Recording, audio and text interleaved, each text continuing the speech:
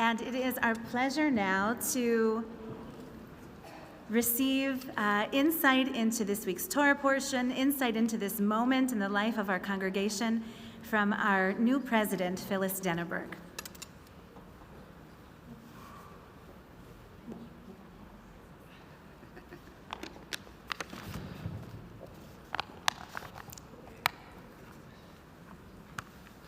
Shabbat Shalom, everyone. It's so exciting to see this place looking so full. Noah, I've learned a lot from you today. Thank you for your interpretations. I too was looking at the Parsha and trying to understand it so I could talk to the congregation about it. So let me just start by saying this parasha, Parshat Vayishlach, that Noah and Joan read so beautifully today, is filled with many themes and relevant topics for all of us to learn from. And I find the beauty of reading and studying the Torah portion every year is that while we read the very same text every year, we see it in such a different light. And even two people reading it at the exact same time, we see it in a different light. It's fascinating how Torah is always relevant to our lives in whatever age and stage that we're in. In this week's Parsha, we read about Jacob's Jewish journey. But first, let me place it in context. 2 weeks ago, Parshat Toldot, we read about Esau and Jacob, the twins born to Isaac and Rebekah. They were very different in nature. Esau became a skilled hunter, a man of the outdoors. And Jacob, he was a homespun man. This is quoting from the Torah, keeping to the tents. Isaac favored Esau because he provided him food, and Rebekah favored Jacob. The late Rabbi Lord Jonathan Sacks, who was the chief Orthodox rabbi of the United Kingdom for over 20 years, in his commentary about this week's reading, says that Jacob wanted to be Esau, and that's why he stole his birthright and the blessing through trickery. Esau was the elder, the strong, physically mature hunter, and above all, his father's favorite. The Parsha ends with Jacob leaving home, fearing for his life. After Esau discovers, sounds like typical family rivalries, Esau discovers that Jacob tricked his father into giving him the blessing that he meant to give to Esau by pretending to be him. Rabbi Sacks also added that as long as Jacob sought to be Esau, there was always going to be tension, conflict, and rivalry. Esau felt cheated, and Jacob felt fear. So when Jacob meets Esau, he asks his brother's forgiveness with humility. Has he thrown off the image of Esau, the person he wants to be, which he carried with him all his life? Rabbi Sacks seems to think so, and that Jacob is now content to be himself, that he had undergone a change of personality and was ready to fulfill his father Isaac's blessing and lead the Jewish people. What I learned from the Torah portion is to have the courage to change. As individuals, we all need to know who or what we're changing from. This introspection is hard and may even require us to wrestle with an angel. This is also one of the great challenges for leaders, as we want to be popular to all, but by being what people want us to be. Not only is that difficult to do, but it's really not very effective, and it often results in the loss of integrity and trustworthiness. Being a leader requires us to have the courage to live with being unpopular. Jacob's struggle happens to all of us. Well, many of us. I'm sure some people don't struggle. Rabbi Sacks concludes his essay by saying that people, not only leaders, must wrestle with themselves as Jacob did on that fateful night, throwing off the person they might like to be, but are not. They must accept that some people will like them and what they stand for, and others will not. He says, it's better to seek the respect of some than the popularity of all. No one, I like this line the best. No one is stronger than the person who knows who and what they are. Studying this Torah portion was just one of the many ways that I prepared for my role as president. Holy Blossom Temple is such an incredible institution with a Shem Tov, a good name, well known throughout the Reform movement and in the Jewish world, here in Toronto, in Canada, in North America, in Israel, and around the world. I'd like to take a moment, though, now to share with you my Jewish journey, my Holy Blossom story, so that you know who I am. I'm a Montrealer who now lives in Toronto. I moved to Jerusalem with my mother after my father passed away. Israel was a place my parents had always hoped to move to. I attended an Israeli high school for 3 years and then returned to North America for university as an undergrad at Brandeis University in the Boston area and a business school at Cornell University in upstate New York. My husband, Jeff, is a Torontonian, and we met at Cornell. My roommate at Cornell decided that Jeff and I were well suited for each other because we were both Canadian, we were Jewish, and at the time we both had curly hair. I moved to Toronto and found a job in one of the large management consulting firms. My career path over the next 40 years took me in and out of management consulting and process re-engineering and change management, and ultimately working in risk management in a number of the large Canadian financial institutions. It's not the usual qualifications for the Holy Blossom Board. My Holy Blossom story began when Jeff and I were married here in this very sanctuary. Truthfully, for a Montrealer who attended Rabbi David Hartman's modern Orthodox synagogue, Holy Blossom was a culture shock. But over the years, I've appreciated the progressive and egalitarian, we're not Italian, progressive and egalitarian nature of Reform Judaism and the increased use of Hebrew as Holy Blossom evolved over time. Those I greatly appreciated. I wasn't overly active at Temple until our children began preschool and we began attending family services. This was also the beginning of my Holy Blossom volunteer life, with child-focused activities relating to various festivals such as Sukkah decorating and the Purim Carnival. And that was a great way to meet other Jewish parents, and I found other people who shared our values. As our children grew up, I began volunteering in the Out of the Cold program, and before I knew it, I was co-chairing the program. Volunteering at family-focused events evolved into joining the Holy Blossom Board, chairing the Department of Jewish Living.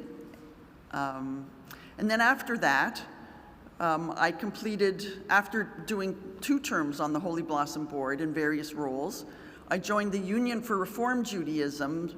That's our sort of parent organization. I joined their North American board, which I still serve on. And that helped to further educate me on the reform movement, not only in North America, but also the Israel movement for progressive and reform Judaism, and the World Union for Progressive Judaism. I never dreamed that I would be an active participant in a worldwide religious movement. So how did I get to where I am today, stepping up to chair the board of Holy Blossom Temple? Truthfully, I sometimes wonder about that too. It's only with hindsight do I see sparks of leadership in my volunteer and professional life.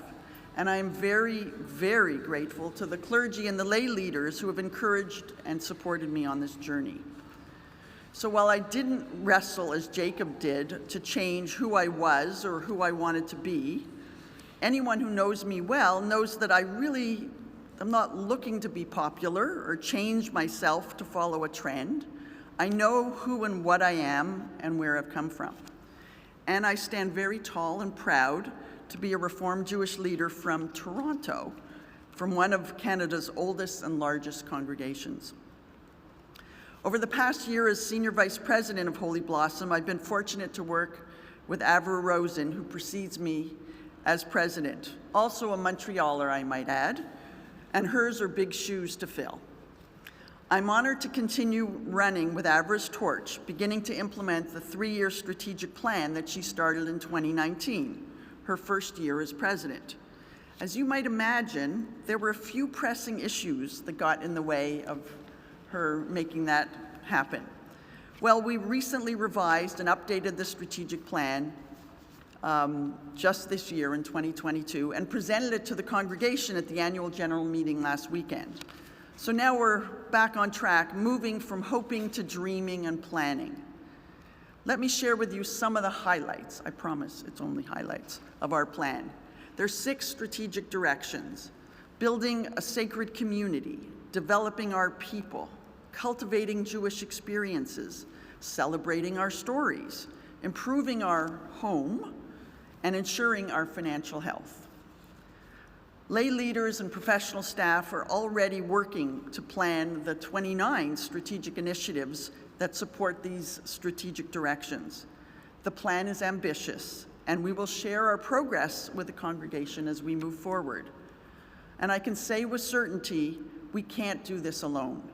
Like building the first temple, we need help from many of our members in order to succeed. We know our members have many skills and diverse experiences. We look forward to a few years of ambitious experimentation and innovation and restoration. We were thrilled to celebrate the high holidays this year with many of you in person. A highlight for me this fall, in addition to the high holidays, was celebrating Simchat Torah. We had Hakafot here in the sanctuary, and then we continued into the atrium. Members, young and old, were dancing with the Torahs to the music of the klezmer band. It was such a joy to be together. Another key focus for Holy Blossom leadership is not only welcoming our members back to our physical home here at 1950 Bathurst Street, but taking it further. We want you to feel that you belong here in Holy Blossom. So what does it mean to belong? According to some recent research, belonging can be viewed along a continuum. And let me just give you some examples. So the lowest end, as it were, of the continuum is being noticed. So it's sort of the opposite of being invisible. When I walk in, when I arrive, well, any of you arrive, someone addresses me and I feel welcomed. The next level would be being named, meaning that people not only know my name and call me by it, but they know a little bit about me and what I'm up to. And then the next level is being known. Hello? It means that I can share my authentic self and contribute my talents and skills, and that my fellow community members want to know my story and they support my struggles. One way we can move along this belonging continuum is by telling our stories. Every one of us has a whole life, sometimes with a microphone and sometimes without. The stories make us who we are, but in our day-to-day life, we rarely get a chance to share them. We need opportunities to share our stories. So let me tell you a couple of the ways that we're already doing that. So have you read the stories in the weekly email that you should get as members, called Life at Holy Blossom? There's a section there called Our Community Stories, where members can share a story about Holy Blossom in just a few paragraphs. I quite enjoyed recently a story told by one of our high holiday ushers in the sanctuary about taking up his post as an usher exactly where his father did and how much it meant to him and to his whole family.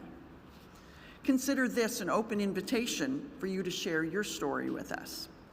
There's another way you can tell your story. It's through the Holy Blossom Living Museum. We have this here in the Schwartz-Reisman Auditorium. Stories are told using family heirlooms and photos, and they're displayed in glass cases on the western wall of the atrium. So when you come out for Kiddush, look for them. And over the past 6 months, board members and other lay leaders have reached out to hundreds of member households to talk about their Holy Blossom stories, what brought them to Holy Blossom, what interests them most in Holy Blossom life, and ways we can help them engage with other Holy Blossom members with similar interest.